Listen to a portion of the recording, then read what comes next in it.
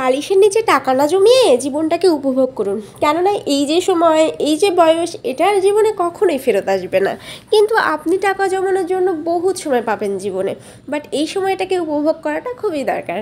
আসসালামু আলাইকুম এভরিওয়ান, কী অবস্থা সবার? আই হোপ সবাই অনেক বেশি ভালো আছো। আজকে আমার রান্নাবান্না করতে একদমই ইচ্ছে করছিল না, মানে একদমই ভালো লাগছিল না, মনে হচ্ছিলো একটু বাইরে যেয়ে খাওয়া দাওয়া করলে ভালো লাগতো। যার কারণে আমি একদমই দেরি করিনি, রেডি সেডি হয়ে চলে এসেছি বাইরে খাওয়া দাওয়া করতে।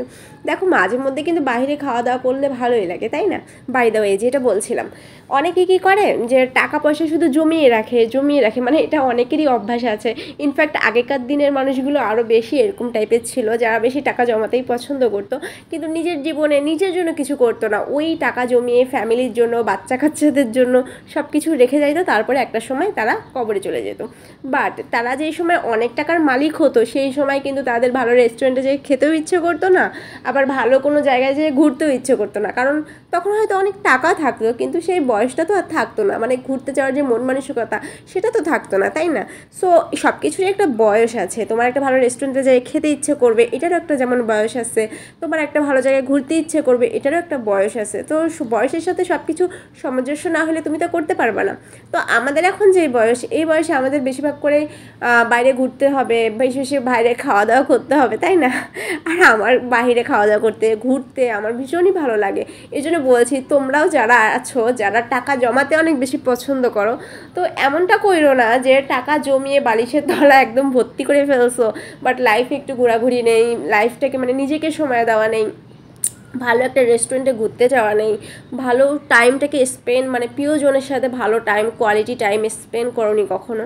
তো এরকমটা কখনোই কইরো না, লাইফটাকে একটু উপভোগ করো। জীবনে অনেক সময় পাবা টাকা জমানোর জন্য, জীবনে অনেক সময় পাবা টাকা জমিয়ে ফ্যামিলির জন্য বা হলো তোমার ফিউচার জেনারেশনের জন্য কিছু করার। কিন্তু এই বয়সটা তোমার, এই সময়টা, এটা কিন্তু একদমই ফেরত আসবে না। এটা কিন্তু এখানেই শেষ। আর একটা সময় আসবে যখন তোমার অনেক টাকা থাকবে, বাট তুমি এই সময়টাকে অনেক বেশি মিস করবা, যে আমারও তো ওই সময়টা ছিল, কিন্তু আমি তো তেমনভাবে উপভোগই করি নাই, আমি তো কিছুই করি নাই আমার লাইফে, কিন্তু আমার বাচ্চা কাচ্চারা এরকম করতেছে। তখন হবে কি, হিংসে হবে। হ্যাঁ, যখন বাচ্চার বউরা ঘুরতে যাবে বেশি বেশি, তখন হিংসে হবে।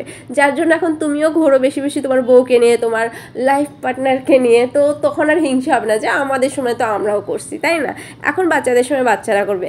অ্যানিওয়াজ, অনেক কথা বলে ফেলছি গাইজ, যদি কোনো রকম ভুল কোনো কথা বলে ফেলি তাহলে অবশ্যই তোমরা ক্ষমা সুন্দর দৃষ্টিতে দেখবে, হ্যাঁ।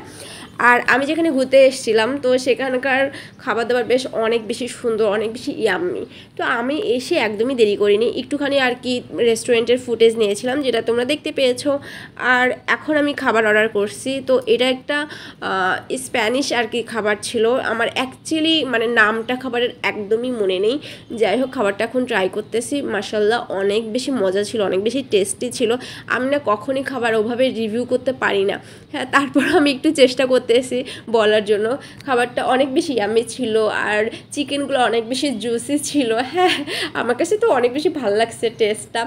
আর যেহেতু খাবারের সাথে অনেক বেশি সালাদের ব্যবস্থা ছিল, এটাকে কি বলবো, সালাদই বলছি, তো সালাডটা খেয়ে মানে সব কিছু মিলিয়ে খেতে অনেক বেশি ভালো লাগছে। হ্যাঁ, আর আমার কাছে মনে হয়েছে কি যে, আর আমার রাইসটা কিন্তু অনেক বেশি স্পাইসি ছিল।